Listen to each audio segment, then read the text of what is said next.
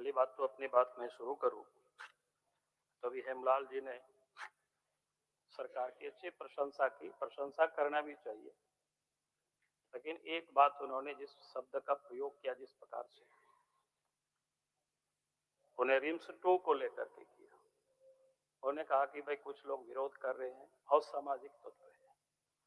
मैं हेमलाल जी को याद दिलाना चाहता हूँ, रिम्स 2 यानी नगरी की जो जमीन है, खेती की जमीन है, आदिवासियों की जमीन है,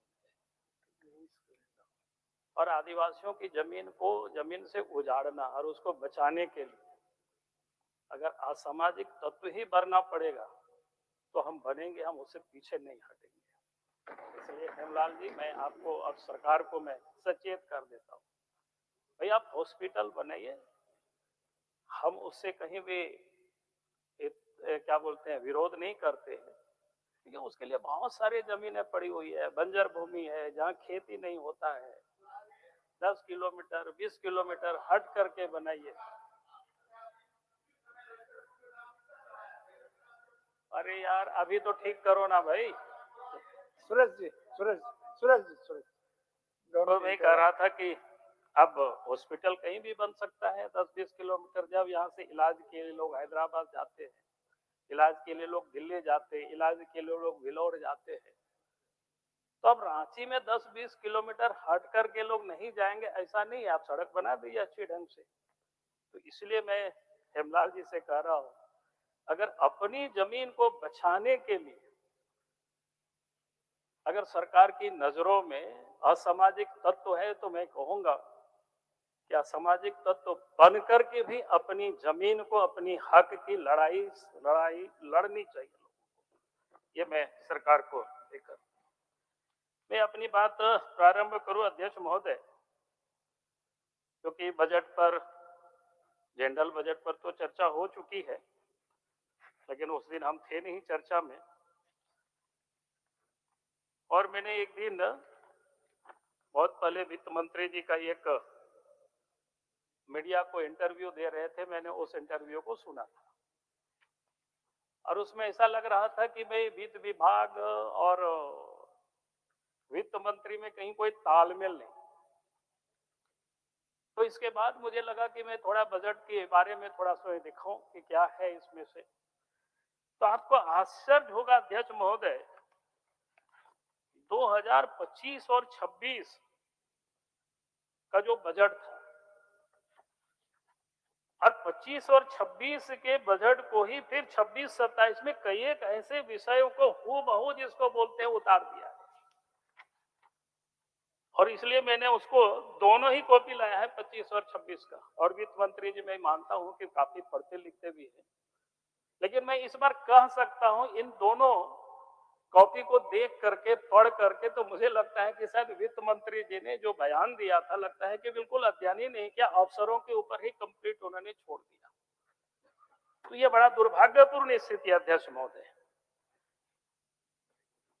ऐसे अगर मैं एक दो उदाहरण कहूं तो 25-26 में भी बजट के जो पारा है 81 में कहा गया था, नेत्राहट विद्यालय की तर्ज पर मसलिया, दुमका, खूंट पानी, चायबासा में विद्यालय भवन का निर्माण कार्य संचालित है और बोकारो के नावाडी में भी निर्माण है।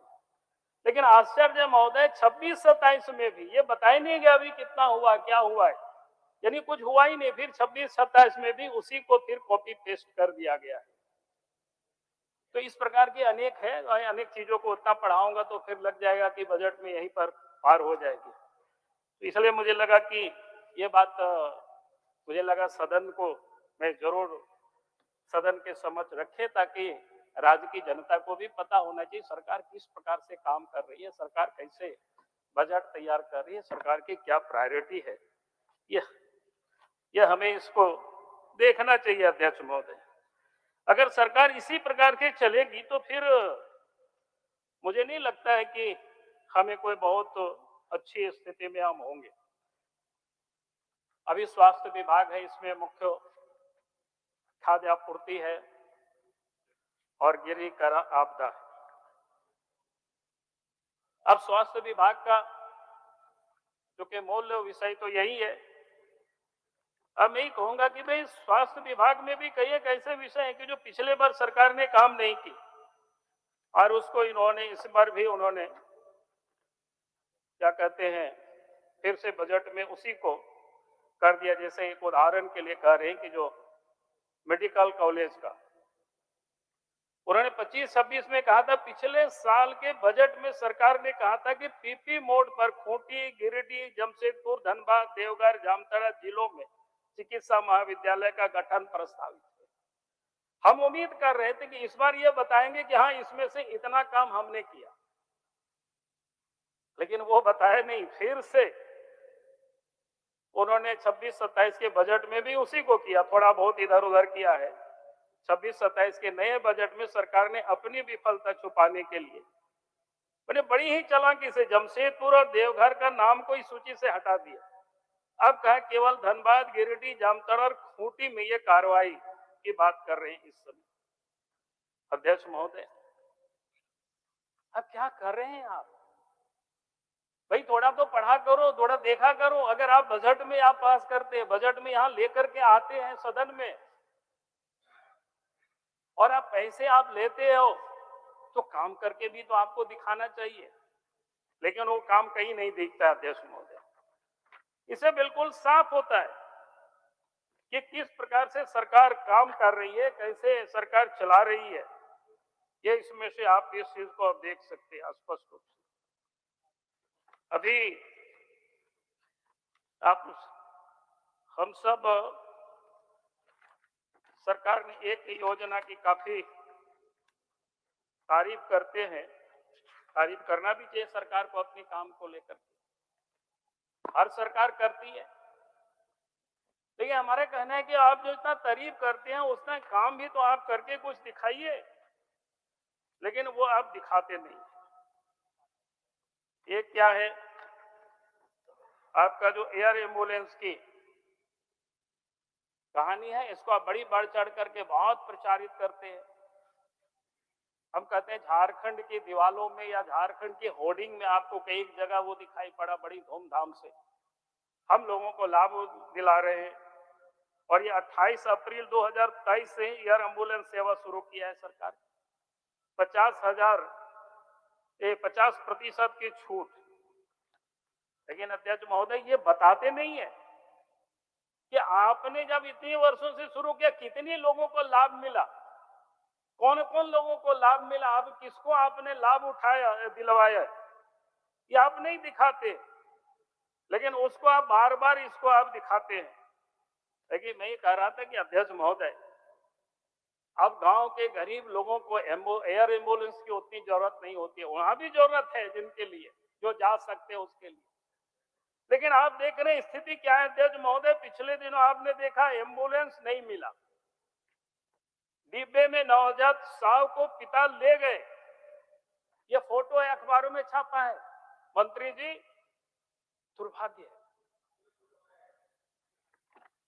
अब जो छापा है, छपवाया है, अगर बच्चों को इस प्रकार से बक्सा में ले जा रहे हैं और इसके बाद बोल रहे हैं कि छपवाया है, शर्म आनी चाहिए। क्या स्थिति है? आप इन बच्चों का क्या बार बार सदन में ये बातें उठता है, विधायक लोग बार बार इस सवाल को उठाते हैं कि भाई किस प्रकार की हालत बनी हुई है। आपने देखा एम्बुलेंस नहीं मिली तो बीमार पत्नी को कंधे पर उठा करके पैदल निकल गए। ये सवर जाति के लोग जो प्रिमिटिव ट्राइब्स है, क्या हालत है, ये फोटो दिख रहा है अखबार में। हम तो कह रहे हैं कि इस प्रकार की जब अखबारों में छापता है उस समय आप वहां के प्रभारी के ऊपर आप कार्रवाई क्यों नहीं करते? उसी दिन आप जिस दिन अखबार में छापा था, आपको शुक्र मानिए आपको कोई बता रहा है, इन्फॉर्म कर रहा है। आपके यहाँ पीआरडी विभाग भी है, उन लोगों को भी बैठा करके रखिए। कहीं अगर इस प्रकार की कोई गड़बड़ी है तो उसको देख करके और संबंधित वहां जो विभाग में पदाधिकारी है, भरने के बाद भी अगर एम्बुलेंस नहीं उपलब्ध कराते हैं तो तुरंत आप उनके ऊपर कार्रवाई करते हैं। मंत्री जी, तो मैं आज आपको माला पहना देता, लेकिन आप तो उल्टे उनको ही डांटते हैं। सरकार को क्या बदनामी कर रहे हैं, सरकार को बदनाम कर रहे हैं। भाई सरकार को कोई बदनाम नहीं कर रहे हैं, सरकार को सूचना सरकार तक पहुंचा रहे हैं। सरकार को जानकारी लोग दे रहे हैं, आप सचेत होइए, जागिए, उठिए, काम करिए, लेकिन आप कर नहीं रहे। अध्यक्ष महोदय, सरकार कर नहीं रही है। इसलिए मैं कह रहा हूं कि ये क्या स्थिति है अध्यक्ष महोदय, और मैं कहता हूं कि सरकार को इस दिशा में पहल करनी। कम से कम ये जो 3 बड़े विभाग होते हैं, एक तो स्वास्थ्य को लेकर के अस्पताल है हमारी, जो स्वास्थ्य सेवा में जो पदें रिक्त नहीं होनी चाहिए। दूसरा, जो मानव संसाधन को तैयार करता है, शिक्षा विभाग है, वहां भी शिक्षकों की पर्याप्त होनी चाहिए। और सुरक्षा जो प्रदान करती है, तीसरा जो विभाग है पुलिस का विभाग, क्योंकि आम लोगों का जुड़ाव इन 3 विभागों से होता है। लेकिन मैं बाकी विभागों की अभी चर्चा नहीं कर रहा हूं। अभी हेल्थ विभाग की अगर आप देखें तो किस प्रकार की स्थिति है अध्यक्ष महोदय, वो किसी से आर्थिक सर्वेक्षण में जो आंकड़ा आता है वो अपने आप में क्या कहते हैं, चौंकाने वाला है अध्यक्ष महोदय। झारखंड में आर्थिक सर्वेक्षण हमारा नहीं है, सरकार की अध्यक्ष महोदय।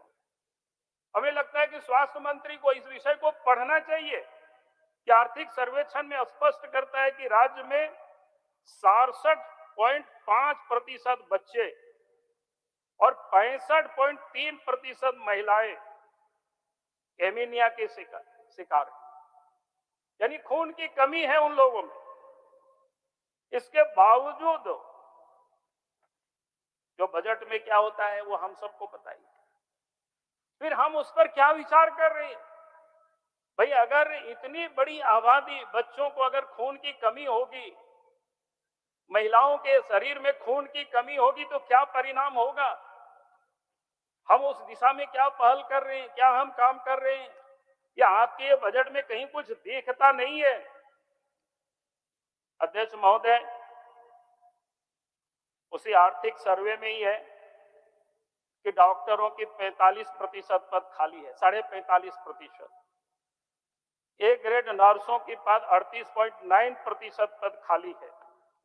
जब डॉक्टर ही नहीं रहेंगे, नर्स ही नहीं रहेंगे, नहीं होंगे, तो फिर वो इमारत क्या करेगा आपके पास? आज तो इतनी हॉस्पिटलें बनी हुई, जहां आपकी इतनी डॉक्टरों की कमी है, वहां तो पहले भरिए। आप वो भरते नहीं है, उसमें से आप कुछ कर नहीं रहे। खाली कहते हो। जब यह विधानसभा में विधायक जब प्रश्न उठाते हैं तो आप क्या जवाब देते हैं? हमने भेज दिया है जेपीएससी को। भाई, ये उत्तर नहीं है। ये उत्तर तो ये होना चाहिए कि हमने इतना बहाल किया, नहीं तो आगे 3 महीनों में हम बहाल करेंगे। ये उत्तर होना चाहिए। इसलिए अध्यक्ष महोदय जी, अस्पताल की ये हालत कर रखे हैं। अब इसमें से ये कह रहे हैं कि भाई आप काम क्या करते हैं? आयुष्मान योजना के तहत झारखंड में 28 लाख परिवार, लगभग 1.5 लाख लोग अपना इलाज करा रहे थे। लेकिन इसमें से क्या हुआ? सबसे पहले राज्य सरकार ने इनके नियमों में बदल दिया। ग्रामीण क्षेत्रों में जहां 30 बेड था उससे कम कर दिया। शहरी क्षेत्र में 50 बेड, यानी उससे रहेगी तभी आयुष्मान, माने 50 से कम रहेगी, और ग्रामीण क्षेत्रों में 30 से कम रहेगी तो आयुष्मान कार्ड की मान्यता वहां नहीं दी जाएगी। जबकि केंद्र सरकार का महज 10 बेड के अस्पतालों को भी देने की थी। आपने ये जानबूझ करके इस प्रकार की नियम ले आए ताकि बड़े बड़े हॉस्पिटलों को ही लाभ मिल सके, और रांची तक सब लोग नहीं पहुंच सकते, जिला मुख्यालय तक नहीं पहुंच सकते। छोटे केंद्रों में भी जो सामान्य डॉक्टर, ग्रामीण क्षेत्रों में भी आजकल अस्पताल बना करके लोग इलाज करते, लेकिन आपने उसको तो पहले ही काट दिया। तो अध्यक्ष महोदय, कैसे इस राज्य में गरीबों को स्वास्थ्य की सुविधाएं मिल पाएगी? इसलिए अध्यक्ष महोदय, अब सरकार एक ही अपने संग से सोचती है, अपने ढंग से करती है, गरीबों को ध्यान में रख करके कुछ काम नहीं करती। जब गरीबों को ढंग में सोच करके आप काम नहीं करेंगे, गरीबों को ध्यान में रख करके आप योजना नहीं बनाएंगे, तो फिर गरीबों को कभी भी लाभ नहीं मिल सकता है। और उसकी देख रेख करिए, उसकी मॉनिटरिंग करिए। अब उसके लिए जिला में बहुत सारे आप कमेटी बना सकते हैं मॉनिटरिंग के लिए, सोसाइटी को भी इन्वॉल्व कर सकते हैं उसमें अध्यक्ष महोदय, ताकि लोगों को उसका लाभ मिल सके, त्वरित लोगों को उसका सुविधा उपलब्ध हो सके। लेकिन ये आप कर नहीं रहे हैं। कहीं कभी बातें चली, अभी हेमलाल जी ने कई हॉस्पिटल के बारे में चर्चा की कि कई जगह पर बिल्डिंग बन करके तैयार है लेकिन चालू नहीं है। हमारे क्षेत्र में भी है, एक अनुमंडल हॉस्पिटल बना है खोरी महुआ डॉर्ना, 50 बेड, 1-1.5 साल हो गया, चालू नहीं। मैंने कई बार सिविल सर्जन से पूछता हूं, कहता है कि सर आप तो जान ही रहे डॉक्टर नहीं है। भाई आप डॉक्टर नहीं है, बिल्डिंग बनाते जा रहे हो, क्या है ये? बिल्डिंग सिर्फ कमीशन खोरी के लिए है क्या? आप जब बिल्डिंग बना रहे हैं, पोस्ट को भी क्रिएट करिए, शिक्षक क्या कहते हैं, डॉक्टर की भी बहाली करिए, नर्स की भी बहाली करिए, कंपाउंडर की भी बहाली करिए। यानी एक अस्पताल के लिए जो जो जरूरतें चीजें उतना आप एक साथ क्रिएट करिए। जिस दिन हॉस्पिटल बनना प्रारंभ हो जाता है उसी दिन से आप बाकी काम भी आप शुरू कर देते, लेकिन आप कर नहीं रहे और कह रहे हैं कि भाई इसमें हमें साथ देना चाहिए। अध्यक्ष महोदय, ये काफी स्थिति जिसको कहते हैं कि भयावह है। अब इतना ही नहीं, पिछले दिनों बहुत अखबारों में भी छापा, हमने भी पिछले बार सदन में सत्र में विषय को रखा था, भाई किस प्रकार से दवा की भी खरीदारी होती है, वहां भी गड़बड़ी होती है। एक एक परिवार के एक एक कंपनियों से ही खरीदा जाता है। आखिर आप क्या कर रहे हैं? आपका काम ये नहीं है किस कंपनी से खरीदे, आपका काम ये देखना है कौन उचित कंपनी है, कोई नियमानुक्त काम कर रहा है कि नहीं कर रहा है पदाधिकारी, और नहीं कर रहा है तो उसके ऊपर आप कार्रवाई करिए, लेकिन आप वो करते नहीं। तो इसलिए मामला ऐसे ही लटका हुआ रहता है। मैंने पिछले बार भी एक विषय को उठाया था अध्यक्ष महोदय, कि चिकित्सा शिक्षा जहां मेडिकल में एंट्रेंस होता है, एग्जाम होता है, उसके बाद जिस प्रकार से यहां गड़बड़ी की गई, उस गड़बड़ी का कई एक तो जांच हुआ, लेकिन आज भी एक पूरी तरह से रिम्स में जो एडमिशन हुआ उसमें से जांच नहीं हो पाया, अभी भी उसमें कार्रवाई नहीं हुई है। भाई आप क्या कर रहे हैं? आखिर यहाँ के बच्चों को लाभ मिलेगा कि नहीं मिलेगा? कोई दूसरे राज्य से एससी एसटी एस का सर्टिफिकेट बना करके आएंगे, यहाँ के बच्चों का हक को लेंगे, तो यहाँ के लोग कैसे बर्दाश्त करेंगे? यहाँ के लोग आंदोलन करेंगे, सड़क पर निकलेंगे और आप उनको कहेंगे कि ये असामाजिक तत्व है। ऐसा कैसे चलेगा? आपके वो पदाधिकारी गड़बड़ करते हैं जानबूझ करके, भाई उनको पोर्टल से लिंक नहीं करते जानबूझ करके, ताकि गड़बड़ी करने के लिए अवसर देते हैं। पिछले बार भी मैंने कहा था कि इस पर आप कार्रवाई करिए, लेकिन आप करते नहीं। आज आप नहीं करेंगे अध्यक्ष महोदय, नहीं करेगी सरकार, तो आने वाले कल जब भी जांच होगी तो आप भी बचेंगे नहीं। उस दिन मत कहना है कि हम लोगों को फंसाया जा रहा है, कोई किसी को फंसाता नहीं, अपने आप कोई फंसता है अध्यक्ष महोदय। और इसीलिए मैं कह रहा हूं कि इस काम को आप ठीक करिए। अब पिछले दिनों सदन में भी विषय उठा था थैलेसीमिया बीमारी को लेकर के,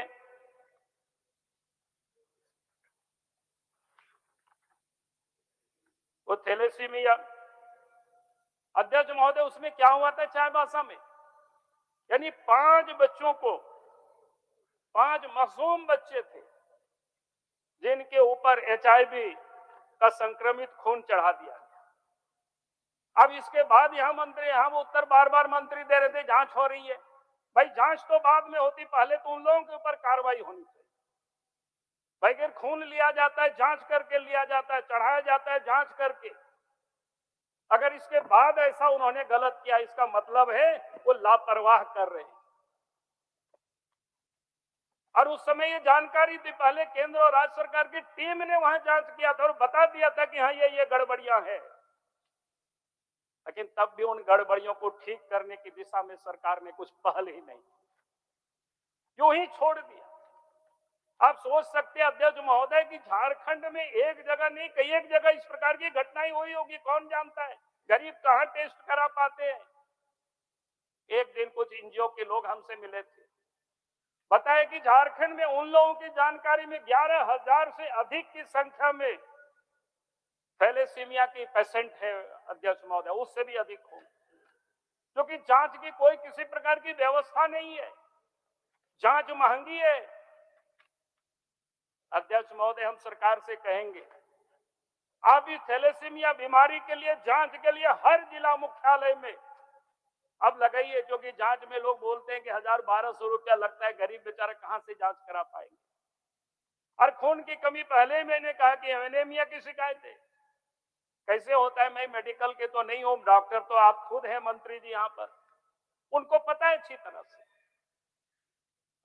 अगर उन 5 मासूम बच्चों को हुआ तो उनका तो जीवन भर उनका तो बर्बाद हुआ, उनके तो सारे खर्च सरकार को उठानी चाहिए, उनके इलाज से लेकर के जीवन की पारिवारिक तक। HIV होता है तो आप जानते हैं वो कैसे हो जाते हैं, क्या हो जाता है स्थिति उनकी, समाज में भी कैसे उनका तिरस्कृत होता है। इसलिए अध्यक्ष महोदय, हम सरकार से कहेंगे, मंत्री जी से कहेंगे, इसको साधारण मत लेना इस विषय को, क्योंकि साधारण घटना नहीं है और इतनी बड़ी संख्या में ऐसे में क्या कहते हैं थैलेसीमिया के पेशेंट है इस राज्य के अंदर में, शायद उससे भी अधिक होंगे जब जांच होगी। तो रांची में लोग बताते हैं कि 2,000 से अधिक की संख्या में। आप उसके लिए क्या करने वाले, उत्तर जब दे तो आप जरूर बताइए, और अगली बार जब सत्र हो तो बताइए कि भाई झारखंड में हमने जांच की है, सुविधा की है, और ये पता चला कितने लोग हैं और उनके लिए क्या इलाज कर रहे हैं, क्योंकि इलाज भी उनकी काफी महंगी है।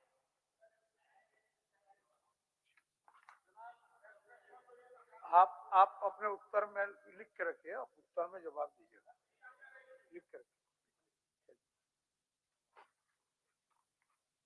अध्यक्ष महोदय, आप ओके विषय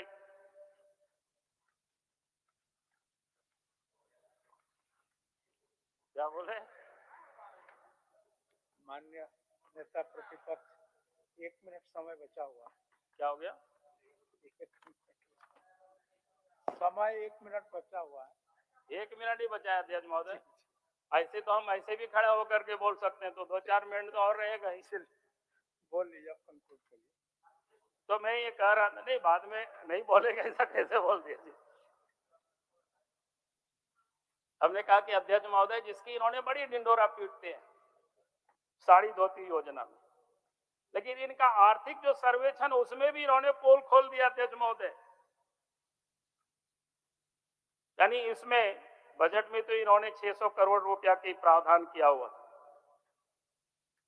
लेकिन साड़ी धोती जहां 68,03,000 लोगों को मिलना था, उसमें से 56,23,000 लोगों को ही साड़ी धोती मिला, अर्थात 11,79,489 लाभुकों को या नहीं मिल पाया। आप क्या कर रहे हैं? बड़ी बड़ी घोषणाएं करते हैं, इतनी बड़ी आबादी को आप उपलब्ध नहीं करा पा रहे हैं अध्यक्ष महोदय।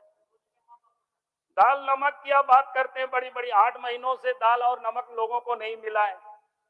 हमने आज एक डीलर से पूछा, हमने कहा कि भैया दाल और नमक कब से नहीं मिला है? बताया कि सर 8 महीना से नहीं मिला है। अब जरा बताइए आप कर क्या रहे हैं? चीनी का वितरण तो हो ही नहीं रहा है काफी दिनों से,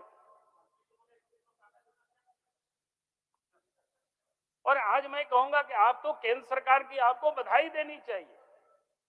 आज अगर प्रत्येक महीना 5 किलो प्रति व्यक्ति अनाज मिल रहा है तो केंद्र सरकार की बड़ी उपलब्धि है। देश के प्रधानमंत्री नरेंद्र मोदी जी को आपको दिल से बधाई देनी चाहिए। मंत्री जी, आप रनिंग कमेंट्री तो मत करिए, जब बोलना होगा खड़े होकर के बोलिए, हम बैठ जाएंगे, सुन लेंगे आपकी बात को। कुछ बोलना चाहता है मंत्री जी?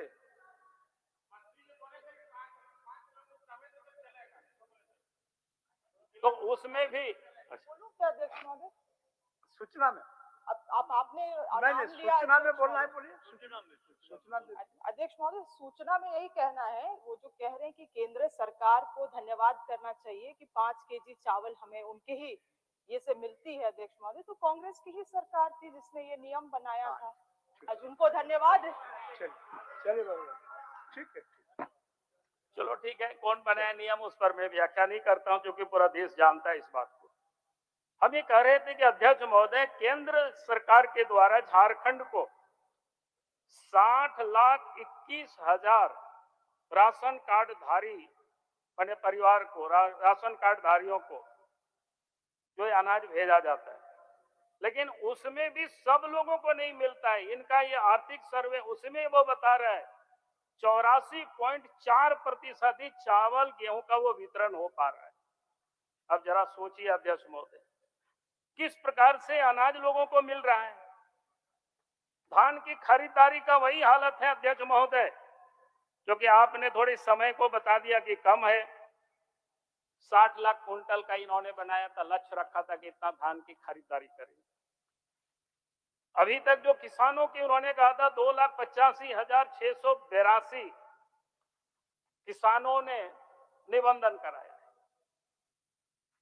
जहां खरीद नहीं होती है उसमें क्या क्या इन्होंने बातें बताते हैं कि क्यों नहीं खरीद रहे हैं, गोडाउन नहीं। मैं कह रहा हूं अध्यक्ष महोदय, सरकार को यह पता है, सरकार के पास रिकॉर्ड है कहां कितना किसान है। हम उस अनुपात में उन जगहों पर हम गोडाउनों को बना सकते हैं, रेंट में भी लोगों को हम दे सकते हैं बनाने के लिए। और किसान ताकि वो क्या कहते हैं, वहां अगर गोडाउन रहेगा तो जितना धान वहां होता है, आपका जितना टारगेट है, ताकि किसान जब खेत से निकाले और वहां बेच सके और उसको लाभ मिल सके। आपने पहले तो 3200 से 2400, 2450 कर दिया, वो भी आप खरीद नहीं रहे, कहा कि मार्च तक खरीदेंगे। अब मार्च तक क्यों बात कर रहे हैं अध्यक्ष महोदय? सरकार को समझ में आना चाहिए, झारखंड में छोटे छोटे किसान, बड़े कोई जोतदार नहीं है, दलाल बिचौलियों के बेचने के लिए मजबूर क्यों करते हैं किसानों को सरकार? अध्यक्ष महोदय, ये जानबूझ करके उनको, ताकि वहां लोग बेचे। अब दिसंबर में कटाई होती है, जनवरी तक अब खरीद करके समाप्त कर दीजिए, बेच देंगे। जनवरी के बाद कोई धान झारखंड में नहीं होता है। हम सब लोग यहाँ झारखंड के लोग हैं, जानते हैं, लेकिन आप जानबूझ करके कहते हैं मार्च तक हम खरीदारी करेंगे। तो इसलिए अध्यक्ष महोदय, मैं एक विषय को बड़ा महत्वपूर्ण, ये किस प्रकार से मैं कह रहा हूं, एक साहेबगंज का मामला है, और साहेबगंज में भी उस क्षेत्र का मामला है अध्यक्ष महोदय जहां से मुख्यमंत्री आते हैं। बरहेड़ विधानसभा का पतना ब्लॉक का मामला है अध्यक्ष महोदय, और मामला है 2022 का। वहां क्या हुआ, जिला आपूर्ति पदाधिकारी ने, एक प्रखंड सहकारिता पदाधिकारी साहब, प्रखंड आपूर्ति पदाधिकारी, जो वहां एमओ का भी काम कर रहे थे, पीटीजी के जो प्रिमिटिव ट्राइब्स है, उनका जो अनाज है उसको खुले बाजार में बेच दिया, 2 नंबर कर दिया। उसमें जांच भी हुआ अध्यक्ष महोदय, जांच में उनको दोषी पाया गया, और इसके बाद उनको पत्र दिया गया जमा करने के लिए। मैं खाली नीचे पढ़ देता हूं। अतः आपको निर्देश दिया जाता है कि पत्र प्राप्ति के 15 दिनों के अंदर खाद्यान्न गबन के मात्रा के समतुल राशि कितना, 1,09,76,600 रुपया मात्र जिला आपूर्ति पदाधिकारी के पद नाम संचालित एसबीआई मुख्य शाखा साहेबगंज के वो बैंक खाता नंबर हस्तांतरण कर सूचित करना सुनिश्चित करेंगे, अन्यथा आवश्यक कानूनी कार्रवाई की जाएगी। मान्य सर। अध्यक्ष महोदय, मैंने पता किया, वहां के डीसी से हमने पूछा, 1 सप्ताह पहले बताया कि अभी तक पैसा जमा नहीं हुआ, कार्रवाई नहीं हुई। आप क्या कर रहे हैं? मान्य ये तो सबूत है भ्रष्टाचार की, इससे पक्के सबूत और क्या हो सकता है? आप इनके ऊपर तो एफआईआर करते, उनको जेल में डाल देते, बाद में चाहे जो भी होता, तब आपके लोग बाकी डरते कि कोई गड़बड़ नहीं करते। लेकिन आप तो यहाँ सेटिंग करते हैं, आप तो उन लोगों को बचाते हैं, भ्रष्ट लोगों को। अध्यक्ष महोदय, हम इसीलिए हम कह रहे हैं, मैंने बहुत सारे विषय था, लेकिन आपने कहा कि समय समाप्त, समय अतिरिक्त हो गया। मैं भी आपसे मजबूरी को समझ सकता हूँ, लेकिन मैं ये कागज को भेज दे रहा हूँ। सांसदीय कार्य मंत्री भी यहाँ बैठे हुए, विभागीय मंत्री भी बैठे हुए, और मैं चाहूंगा कि उनसे जमाने उनके ऊपर एफआईआर होनी चाहिए और उनकी गिरफ्तारी होनी चाहिए। मान्य सदस्य रामचंद्र, मान्य सदस्य रामचंद्र सिंह, क्या सूचना है? महोदय कि जब कोई पेशेंट रॉयल इंडिया में आपका स्वागत है। भारत के सबसे विश्वसनीय सोलर मोटर पंप और एमपीपीटी कंट्रोलर निर्माता रॉयल इंडिया का high performance movable trolley solar water pumping system प्रस्तुत है। बेहतर दक्षता के लिए डिजाइन किया गया और आसानी से ले जाने योग्य। सरकारी परियोजनाओं के लिए अनुमोदित देश भर के कॉन्ट्रैक्टर्स और एजेंसियों की पहली पसंद। एमएनआरई द्वारा अनुमोदित, उल प्रमाणित, उद्योग मानकों के अनुरूप स्वदेशी उत्पाद। सार्थक ऊर्जा समाधान के लिए हमारे साथ साझेदारी करें। आज ही संपर्क करें।